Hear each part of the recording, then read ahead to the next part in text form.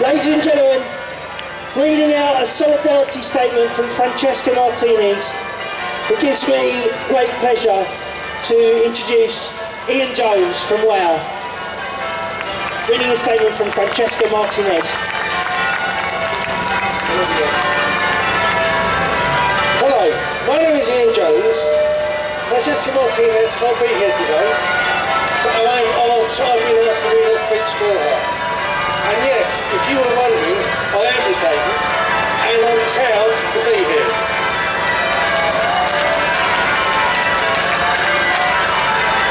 I'm so sorry I can't be with you today. I stand in solidarity with every single sick person, disabled person, their families, friends and carers whose lives are being destroyed by this government's attack on our basic human rights. It is incomprehensible that over 10,000 sick and disabled people have died since being forced to submit to a work capability assessment delivered by Atos, who quite frankly don't give a toss. This is the 7th richest country in the world, and we have the resources to make sure everybody, regardless of health, of ability, or personal wealth, is provided for. There is no excuse for what is happening today. This is not about money saving. This is about an ideological attack on some of the most vulnerable people in society. We have got to stop it happening before more people lose their lives. The government, aided by corporate-led media, have created a climate where people needing benefits are demonised as scourges. This cannot be further from the truth.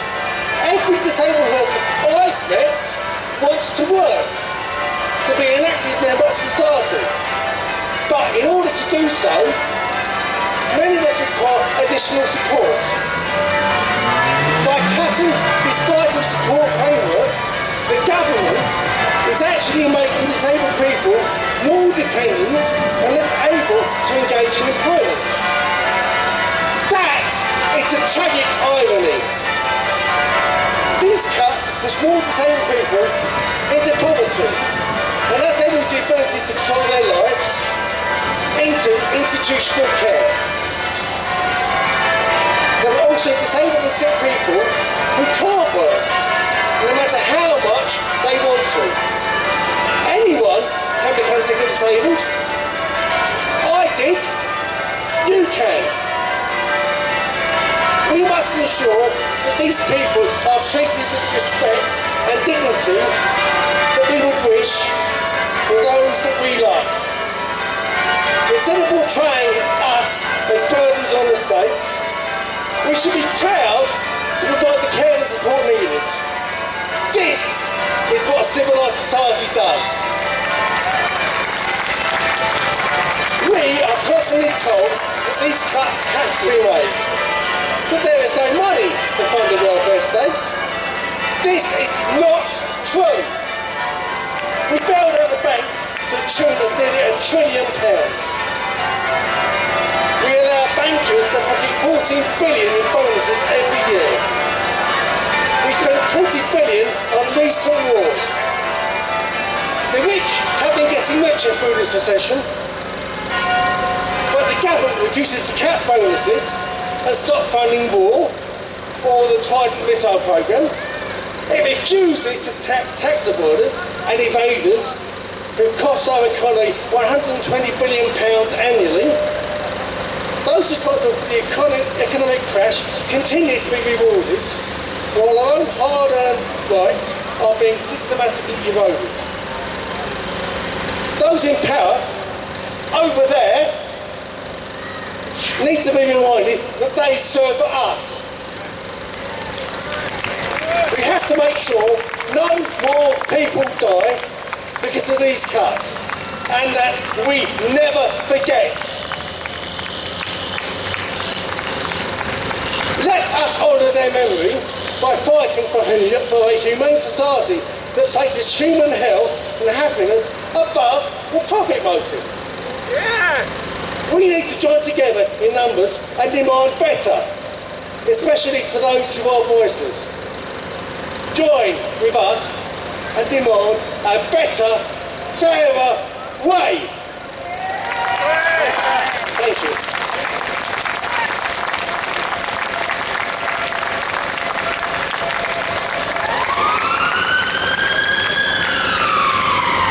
Friends, the bells have stopped ringing, we can actually hear each other now. For you that are passing by, just so you know what's going on here, we're saying no to the work capability assessment, no to Atos, an end to discrimination and oppression of disabled people. Ladies and gentlemen, it gives me great happiness to welcome on stage Mr. Dickie Lupton. Good afternoon, thank you for hanging around. Thank God the bells have stopped. Right, my name's Bonk Bipolar. I've got bipolar, which is an invisible illness, and I write poetry. I find it helps. I've been asked to come to London and give out a shout. Have you heard what Atos and this government is all about? 10,000 and more that are already dead. People pushed to pull the triggers, cold barrels pressed against their heads. Enough said. David Cameron, I ask you this. You're killing all these poor people. You're not just taking the piss. Watch the news, they're not telling it straight. Government's locked up the system and they've locked the gate. Mistakes, they're picking on the weak and the disabled. Pushing too far, making them over the top and unstable. Danger, Mr. Cameron, you should be aware as your cuts take effect and push people to despair. And the route that you have opened is not well planned. Are you prepared for the blood that now covers your hands? Not bothered are you as you make up your numbers, picking on the sick and the disabled to cover up your blunders.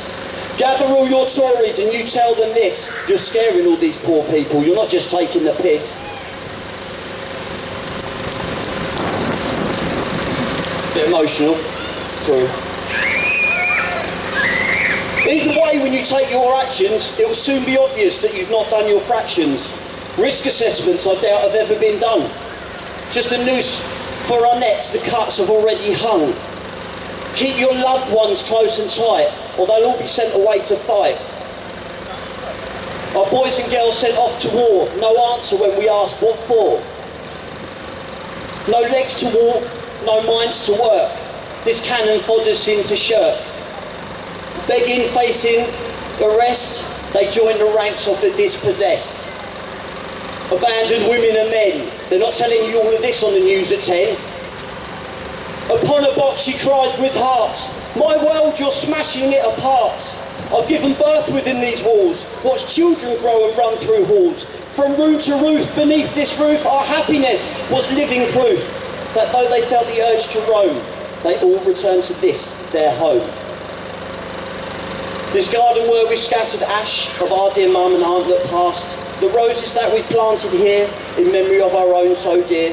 And now that you say I must go and leave this place where life still glows and find a smaller place that lacks, all for the sake of your bedroom tax.